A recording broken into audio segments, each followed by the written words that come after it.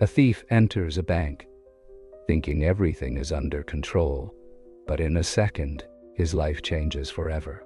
A gunshot, darkness, and then something he never imagined.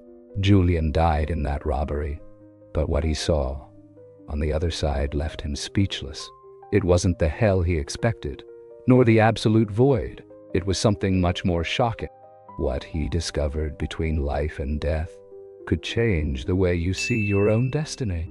Stay until the end, because this story will make you question everything you think you know about life and what comes after. I never imagined my life would end on a Tuesday afternoon, and even less that, in my final moment, I would find the answer to something I had always sought without realizing it. Everything happened in a matter of seconds. A gunshot, an impact in the chest, a wave of cold washing over me completely, and the absolute certainty that there was no escape. This was my end, but the most surprising thing wasn't the bullet, nor the pain, not even death itself. The truly shocking part was what happened next, because I didn't fade into nothingness. I didn't disappear into the darkness. I was there. The first thing I saw was my own body lying on the bank floor. Blood soaked my shirt. People were screaming, and sirens were wailing in the distance. However, I was observing the scene from above, as if I were floating. I was dead, and yet I remained conscious. It was a strange feeling. There was no pain, no fear, no anguish, just an absolute peace. I felt my mind expanding, as if I could see and understand things that had previously seemed impossible. And then, something changed. The environment around me began to fade. Suddenly, I was no longer in the bank. I found myself in a completely different place. A sight I cannot describe with human words. The ground seemed to be made of light. The air had a sweet scent, as if every breath filled me with an indescribable warmth. Everything around me radiated a peace I had never known. And then a figure appeared before me. It was not an ordinary human.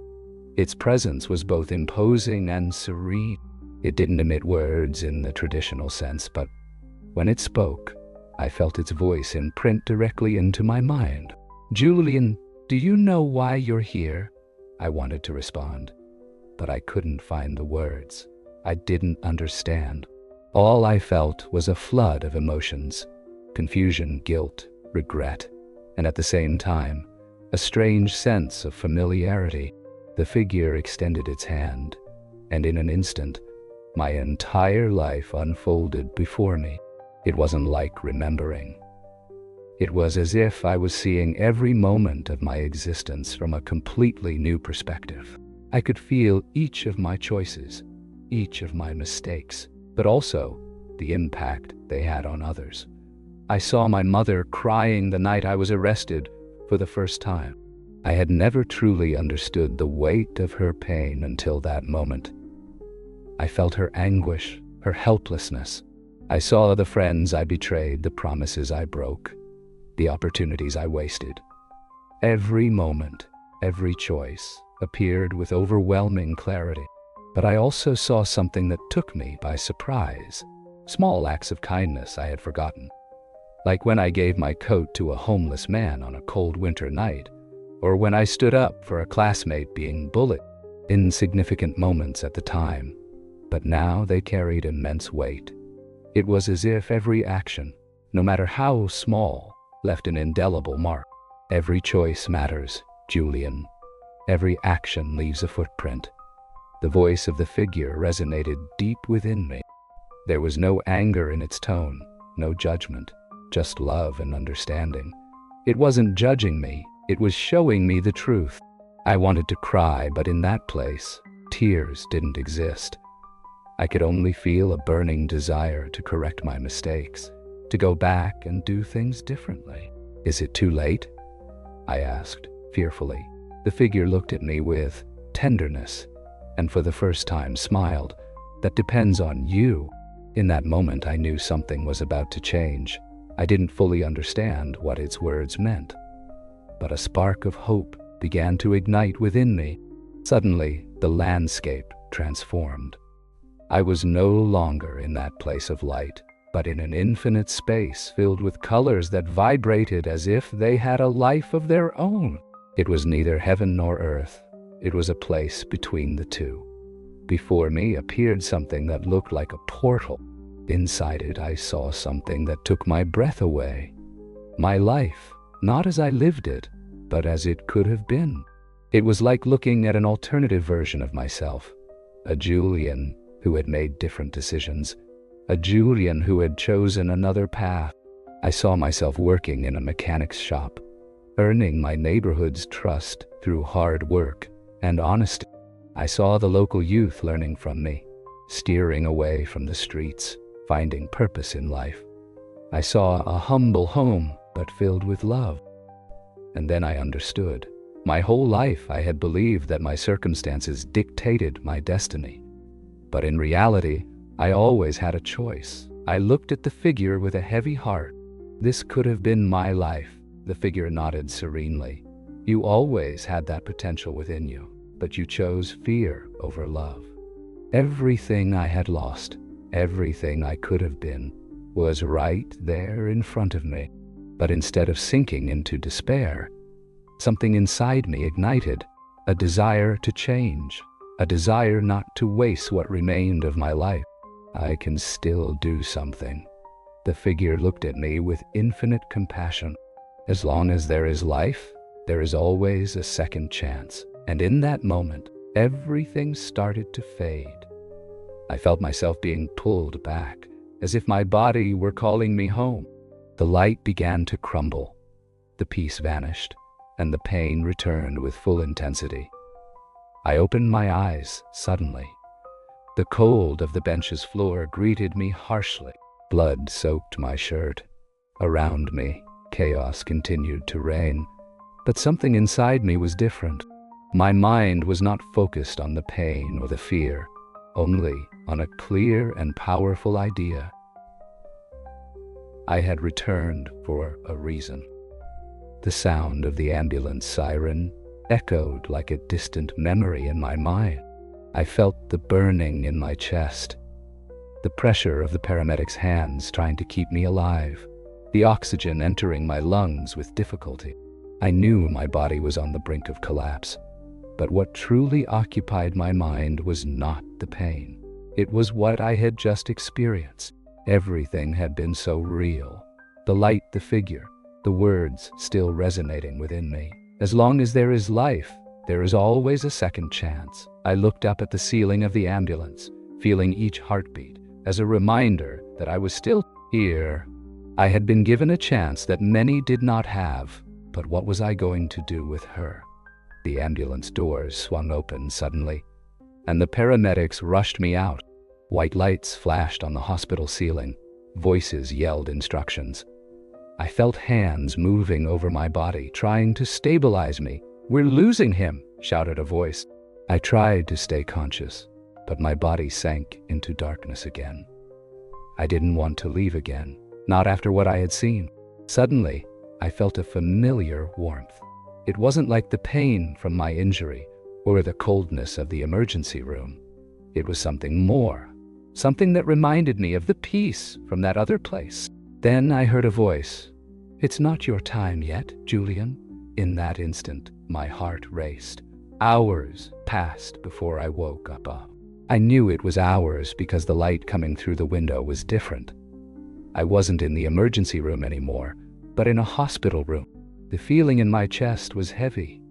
My whole body was weak, but what struck me most was seeing my mother sitting next to me. Her face was worn, her eyes red from crying, but she barely noticed I had opened my eyes. She put her hands to her mouth as if she couldn't believe it. "Mom," I managed to murmur with a hoarse voice. She couldn't hold back the tears, leaned toward me, and hugged me with a tenderness that contrasted with the strength of her emotions. "God has given you another chance, son. Don't waste it." Her words pierced through me like a lightning bolt. It couldn't be a coincidence. Everything was leading me to the same message. The following hours were a mix of reflection and inner struggle. Every time I closed my eyes, I saw the scene of my life that they showed me in that place. I saw the life I could have had, the decisions that led me away from that destiny. I felt the need to do something, to change, but fear was also there, lurking in the shadows. Because change is not just about wanting it. Changing means facing everything that has been. And reality hit me when the police entered my room. 2 officers, one of them holding a file, looked at me seriously. I knew why they were there. I couldn't run from my actions. "We know what you did. There is an ongoing investigation, and when you recover, you will have to answer to justice." A chill ran through my body, but deep down, I was already expecting it. I knew that I couldn't go back to my old life, that I couldn't pretend that nothing had happened. I had made bad decisions, and now I had to face the consequences. "I understand," I replied with the firmest voice I could muster. The officers seemed surprised, as if they expected a different reaction. Maybe they thought I would beg or look for a way out. But I wasn't going to do that. Not this time. The following days in the hospital were a mix of recovery and silent preparation. I knew that my life would never be the same again, and although the future was uncertain, something inside me remained steadfast. I wasn't going to waste the opportunity that was given to me. When I was finally discharged, the afternoon sun hit my skin with an intensity I hadn't felt in a long time. I took a deep breath, as if I were experiencing the air for the first time. I knew that what was coming wouldn't be easy. I surrendered to justice, not because I wanted to serve time in prison, but because I understood that I couldn't rebuild my life on lies or by running away from what I had done. Owning my mistakes was the first step to becoming the person I had seen in that vision. The trial was a long process. My lawyer tried to reduce the sentence with evidence that the shot had been an act of defense and that I had never harmed anyone during the robbery. But I had still committed a crime, and the law had to take action. I was sentenced to number in words, years in prison. When I heard the verdict, a part of me felt fear, but another part felt peace, because I understood something I had never comprehended before. My freedom didn't depend on a physical place. My freedom depended on who I decided to be from that moment on. And so, my true transformation began. In prison, I had time to reflect. I joined a rehabilitation program where I shared my story with other inmates, not as an excuse, not to justify myself, but to show that there is always a way out, even in the darkest moment. One day, while I was talking with a group of inmates about my experience, a young man interrupted me with an incredulous look. "Do you really think someone like me can change?" I saw in his eyes the same desperation I felt for so many years. I leaned toward him, holding his gaze. "If I could do it, you can too." He lowered his head as if he wanted to believe me, but still had doubts. "The key lies in the choice. Which path will you cling to?" I didn't know if my words resonated in his heart, but I saw something change in his expression. And in that moment, I understood that even if I were just one person, my story could make a difference. Months passed, and each day reaffirmed my commitment to my new life. I knew that when I got out of there, I would have to face the distrust of many, the weight of my past. But I also knew that I had a mission to prove that change is real. Finally, the day arrived. I was released on probation after serving part of my sentence. The cold air hit my face as I crossed the prison door. I looked up at the sky and, for a moment, remembered that place of light, the figure that spoke to me, the vision of what my life could have been. This was my moment to make it a reality. I wasn't going to let my past define my future, because I understood that life, as I was told that day, always offers a second chance. As I crossed the prison door, the cold air struck my face with an intensity that reminded me what it meant to be alive. It was as if every particle of oxygen entered my lungs with renewed purpose. I looked up at the sky, and for a moment, I felt the warmth of that light, of that presence that had shown me the other path. But here, in reality, there was no heavenly light or divine messages floating in the air. It was just me, a man with a past that many wouldn't easily forget. I took my first step out of prison and came face to face with the one person who had never abandoned me. My mother, her eyes filled with tears upon seeing me. But this time, they were not tears of sadness, but of relief. "Son, God has brought you back. Don't waste this opportunity." Her words shook me. I knew she had suffered more than anyone, that she had spent sleepless nights wondering when she had lost her son to a path of shadows. Now it was my turn to show her that I had truly returned, not just physically, but in soul and spirit. But the world wasn't going to welcome me with open arms. The first days were tough. Society doesn't easily forget, especially when you've made mistakes like mine. Finding a job was nearly impossible. Doors would close the moment they learned about my past, and the way people looked at me served as a constant reminder that, to them, I was still the same man who had walked into the bank with a gun in hand. The rejection hurt, but I wasn't going to give up. Not after coming back with a purpose. Eventually, I found a mechanic shop in the neighborhood, the same one I had considered working at years ago, before life.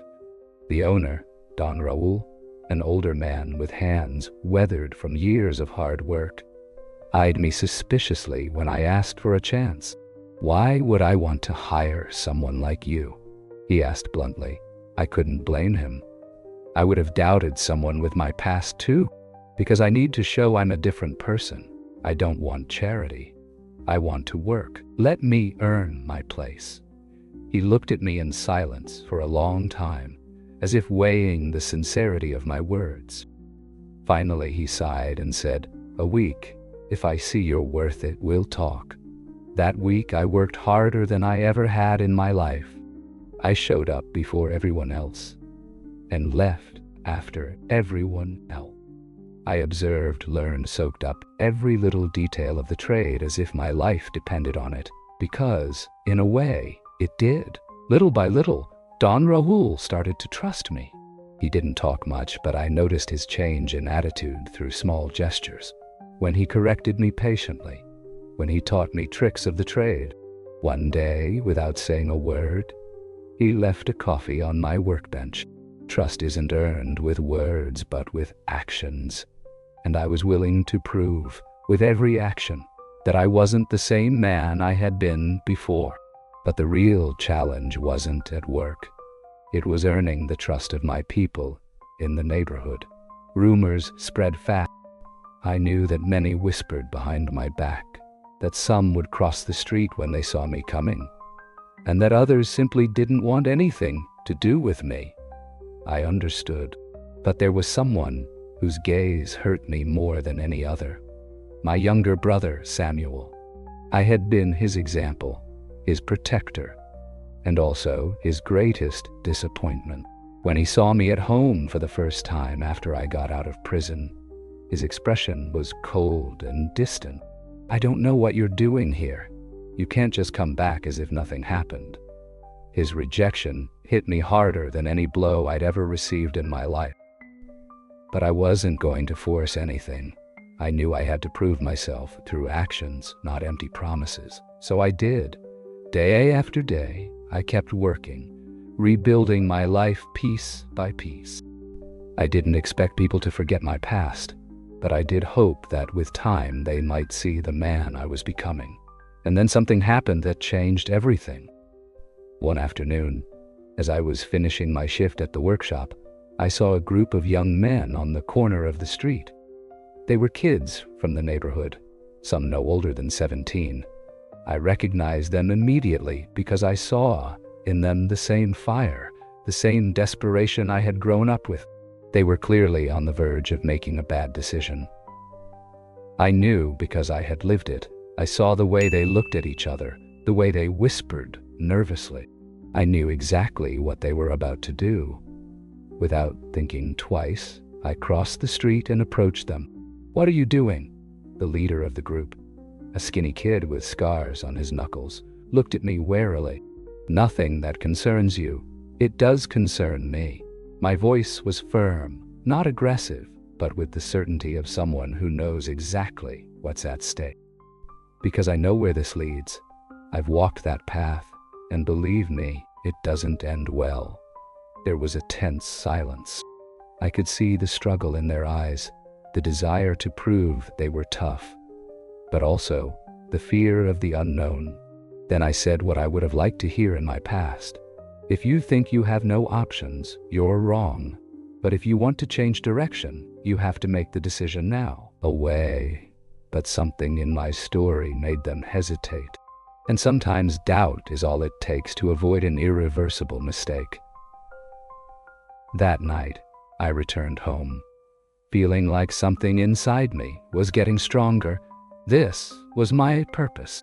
And for the first time, when my brother Samuel saw me walk in, instead of turning his back on me, he looked at me with less resentment. He didn't say anything, but his look was enough.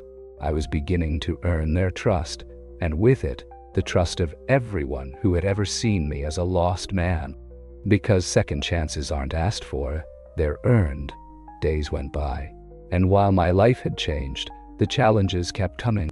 It wasn't enough to just work and stay away from the mistakes of the past. If I really wanted to redeem myself, I had to do something bigger than just survive. The neighborhood still saw me as a shadow of who I once was, but little by little, something began to change. Some young people started approaching me, not with confidence, but with curiosity. They wanted to know if what I said was real, if I had truly found a different path, or if I was just telling another tale to avoid ending up behind bars again. One of the first to do so was Luis, a boy of just 16 years. He had the same look I had when I felt the world was against me. One day, after finishing my shift at the workshop, I saw him sitting on the curb, playing with a stone, as if he were trying to make sense of something invisible on the ground. I approached and sat next to him. "Is something wrong?" I asked. Luis let out a snort and, without looking at me, said, "Nothing, the same old thing." I knew that the same old thing meant a million different problems, issues at home, pressure from the streets, feeling invisible. I recognized it because I had felt it too. "You don't have to do what others expect of you, Luis." He let out a sarcastic laugh. "And what am I supposed to do? Work in a workshop and wait for life to be fair? It doesn't work like that." His response hurt me, not because it offended me. "No, it doesn't work like that. But you won't work either if you follow the path they want to impose on you." I followed it. "Look, I can't promise you that everything will be easy if you decide to change. It wasn't easy for me. But I can assure you of one thing. When you reach the end of that other path, there are only two options." I don't know if it was my words or the tone in which I said them, but for the first time, Luis looked at me with something more than indifference. He believed me. That day, he didn't tell me he was going to change his life, but I saw it in his face. I had planted a doubt in his mind, and many times that doubt is all it takes to prevent a disaster. But helping one young person wasn't enough. I had to do more. It was then that I realized I had to go further. There were many like Luis, young people who felt trapped, with no options, and if I had found a way out, I had to show it to them. I decided to talk to Don Raul, the owner of the workshop, and I proposed something that seemed crazy: to create a learning program for at-risk kids. At first, he was skeptical. "Look, Julián, I know you're trying to do something good, but those kids," he sighed. "How do I know they won't take advantage of this?" I didn't blame him. It's hard to trust someone who has been on the other side. But I wasn't going to give up. "Let me try it. Give me a group of 3 or 4. If after a month you don't see progress, we'll drop it." Don Raul looked at me for a long time before nodding. 1 month, not a day more. I didn't waste. I spoke to some kids from the neighborhood, especially those who were on the brink of making dangerous decisions. I offered them something simple, a chance to learn a trade and stay out of trouble. At first, most treated it like a joke. Me, fixing engines. Why would I do that? Because sometimes keeping your hands busy saves your life. Little by little, I managed to convince a few. Luis was one of the first to accept. He needed this more than he wanted to admit. The first month was a challenge. Some kids didn't show up. Others came with no motivation, but I didn't give up. I knew that no one changes overnight. The key was consistency. Slowly, something amazing started to happen. The same kids who initially saw the workshop as a waste of time began to take it seriously. Luis, for example, showed talent with engines. The kid had skills and didn't even know it. One day, while we were working on a car, he said something that left me speechless. "You know what, Julián? I never thought someone like me could do something good." Those words reminded me of my own journey. I thought the same thing once, but things weren't easy. The neighborhood doesn't change overnight. There were those who didn't want to see us grow. Some didn't like that the kids were straying from the path they wanted to impose on them. One day, while I was closing the workshop, 2 guys approached me. I recognized them immediately. They were people I had worked with before my change. They weren't happy. "Do you think you're some kind of savior?" one of them said with a crooked smile. "But you forget that no one changes around here." I took a deep breath. I didn't want any trouble. I just want to offer options. The other guy burst out laughing. "Options, or with your head? Here, there are only 2 options, Julián. Either you're one of us, or you're our problem." I knew where they were headed. They were warning me that if I kept pulling kids out of their business, things would get messy for me. I stayed silent for a moment. I knew I had 2 paths: give up and let fear dictate my life, or push forward with what I believed in. I chose the latter. If you want to do something to me, go ahead. But I'm not that man anymore, and I'm not going to stop. They weren't used to someone responding with conviction, without fear. They didn't say anything else, just walked away with one last warning glance. That night, I went home with my heart racing. I knew I was gambling with my life, but I also knew that if I gave in to fear, everything I had built would come crashing down. I wasn't afraid of them. No, after seeing what I saw when I was on the brink of death. No, after receiving a second chance. So I kept going, and with each passing day, more young people joined the workshop. More kids found a purpose. More lives moved away from danger. It wasn't a miracle. It wasn't luck. It was a choice, and I had chosen to fight for something bigger than my own survival. The workshop grew beyond what I ever imagined. What started with a couple of kids looking for something different turned into a refuge for many young people who, like me, felt they had no option. But what was most incredible wasn't the workshop itself, but the stories of transformation that began to emerge.